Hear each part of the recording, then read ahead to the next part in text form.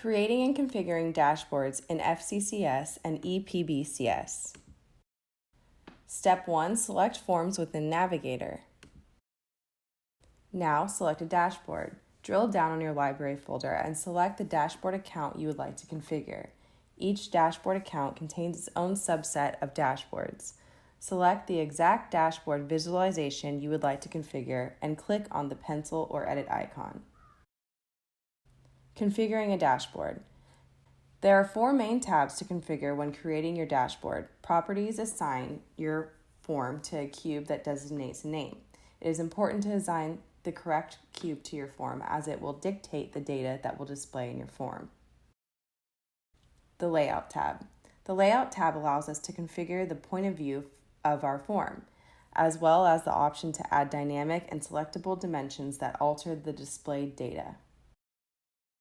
Within rows, we can select the dimensions that will be displayed as rows on our form. Once again, it is critical to select the correct dimensions where our data load rules imported data. We can select the columns for our form underneath the column section. We also have the option to narrow down our data and stack several dimensions on our columns. This is useful if we want specific and fixed data to display on our form. Any dimension placed under a page will be dynamic and selectable for the viewer of the form. There are several property options that are customizable within the Layout tab. Grid property allows us to suppress data throughout the entire grid of the form. Other sections, such as dimension properties, allow us to configure how a specific dimension is displayed on the form. Meanwhile, display properties allows us to hide our form or convert it to read-only. Other options and business rules.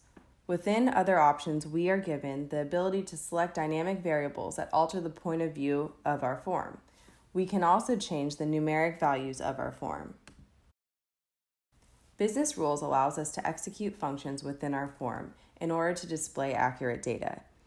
We are given the option to customize these rules as we finalize and validate our forms.